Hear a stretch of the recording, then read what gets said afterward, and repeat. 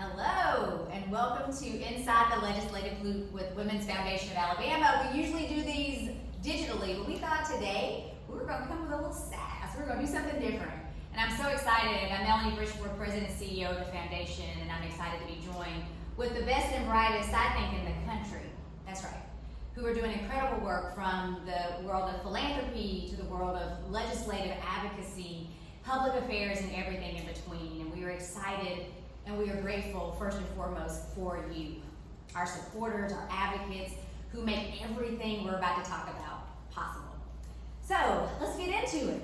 We've been busy as a foundation, as a team, and for the last 12 months, the foundation has been embarking on a journey to infuse $7.5 million of capital into our organization's mission, along with a bold strategy and vision to move 10,000 women into the workforce and onto the path of economic mobility.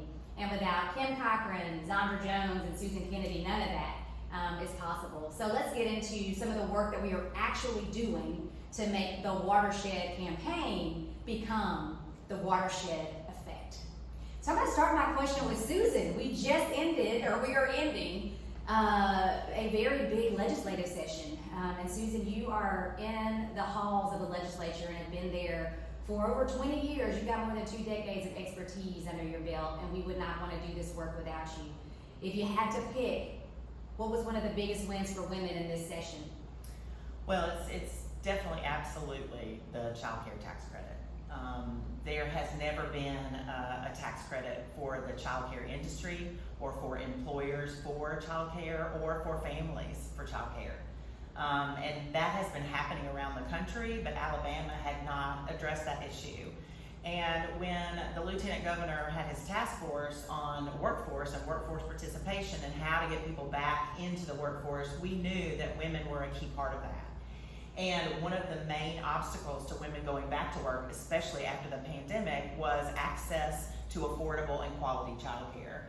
And this tax credit really, it's not going to solve child care for everyone, but it is an important first step in trying to move the needle on getting women to come back into the workforce. And we're doing that by giving a tax credit to employers for money that they spend on their employees for their child care, and child care providers, both for-profit child care providers and also nonprofit child care providers. And that can be home-based or faith-based care, as long as that is a licensed child care. So we're very excited about this law. It became law today. We watched the governor sign it, so it was super, super exciting. And I'm just going to say I've lobbied for over 20 years, and this bill would never have passed had it not been for the commitment and the passion and the doggedness and the persistence of the Women's Foundation and people that are involved with the Women's Foundation, and that's you. Thank you, Susan. That's exciting. So big win for women. Now, I know, because I've been in the game a while, it's not just what happens inside the legislature, it's really what's happening outside that helps us get big issues over the finish line. And we had two very passionate and dedicated sponsors in Senator Garland Gudger and Leader Anthony Daniels. And then we had to also bring our ground game. And so I'm excited to have Kim Cochran here. We've been in this game for a long time together. We won't go into how long. Well, just a few years. But talk a little bit about what was the strategy, how did we get it over the finish line, and talk about the support of people, this cross-sector support that this effort was able to build. Absolutely. Well, we co-convened with Manufacture Alabama, a stellar group of business and industry and civic organizations and trade associations that really was a coalition that helped propel this over the finish line, which was great. We had people from all over the state reaching out, emailing, calling, taking meetings, providing testimony, and really sharing their story of what this will mean not only for their families, but for their business. And then in addition to that, we have an incredible network of women and our allies across the state who really engaged and were supportive of this historic and landmark now law. And we are so happy that they jumped in just with both feet ready to support and engage on this issue. They did media for us, they reached out to their lawmakers, and we couldn't have done it without them. We couldn't do it without you. That's right. It was a powerful effort. Susan mentioned the bill got over the finish line. And just for everybody out there to know, it was a part of Governor Ivey and Lieutenant Governor Will Ainsworth's working for Alabama package. I mean, that's huge. This is one of the first time that we've heard elected officials at the highest levels of government talking about this issue, and not just talking about it, acting on it. So that brings me to my probably, maybe not final question, I guess I have one more, but next to final question, I want to turn to Zhaundra Jones, who leads our grant-making strategy, our philanthropic solutions, and I recruited you specifically because you've got big ideas, you've got bright ideas, and you take what we do in Montgomery, and then you make it real in actual communities. I like to talk about transforming lives and systems at the same time. You are the arm that is transforming lives. So we are attacking childcare from the policy side, but also we're doing a lot through our grant making and philanthropic leadership. So can you talk a little bit about how we are solving for childcare in your world? Sure, Melanie. So first of all, just congratulations again to this powerhouse team for the work that you did in pulling all of these different constituencies together to get this to become a law.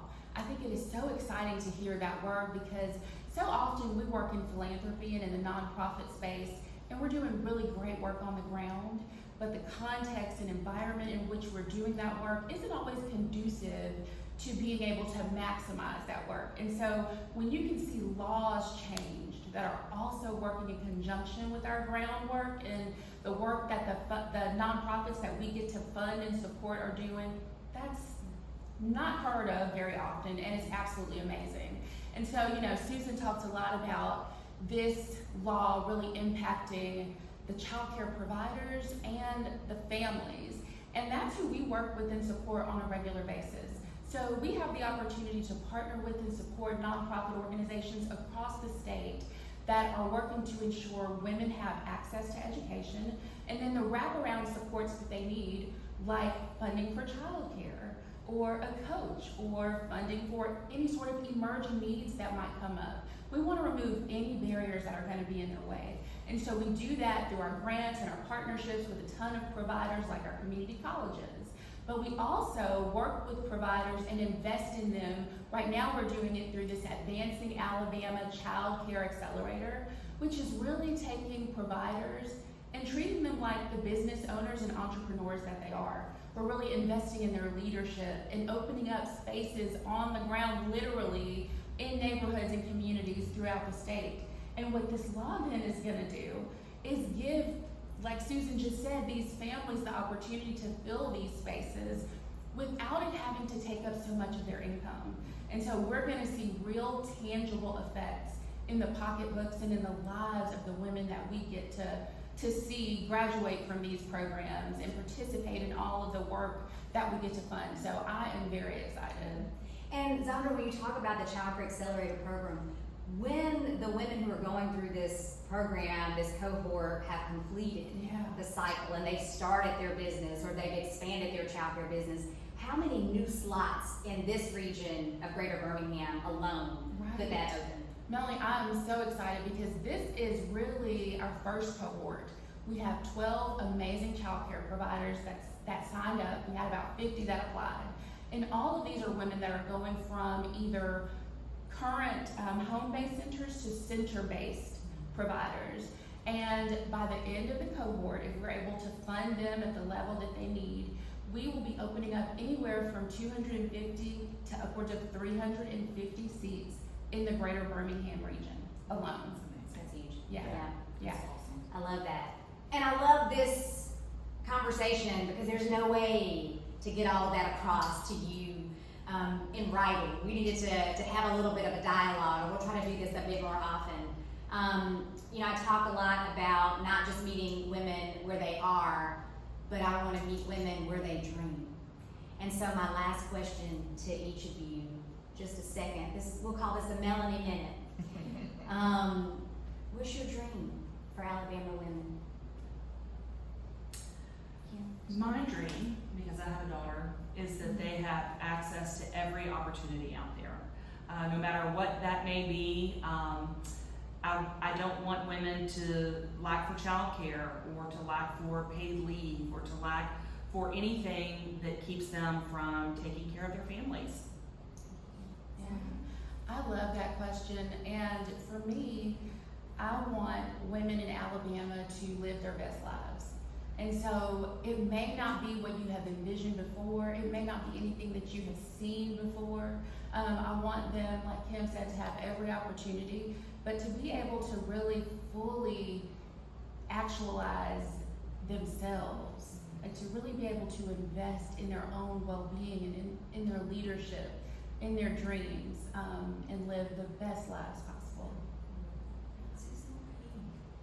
I think mine is about women coming together. I think that my dream is that women, while they advocate for everything in the world, they also need to advocate for themselves. And I think this is a moment where women advocated for themselves, and we were extremely successful because of it. And it just gives you an idea about what we could do if women advocated for each other and came together. I want her answer. I love it. That's what I wanted to say. I love it. Well, those are all great answers, and I think we are all living my dream, getting to work with some of the brightest minds and most passionate people I've ever met. Their talent also is about as big as your force, and I'm so in concert with you, Susan, that when women gather and convene and take collective action, that truly is where I am always thinking about Frederick Douglass's quote, "Power can seize nothing without a demand," and we are demanding more, and so we are getting more, and we're doing it in partnership, not adversarially, but in partnership with business, with government, with the civic community and the philanthropic community, and most importantly, with you. So thank everybody for joining us inside the Legislative Loop. We're so excited, and I know you always wonder probably who's behind all this work. Well, you're looking at a component of the people who make this work possible, and I thank each of you ladies. I appreciate your leadership, and thank all of you. Thank you.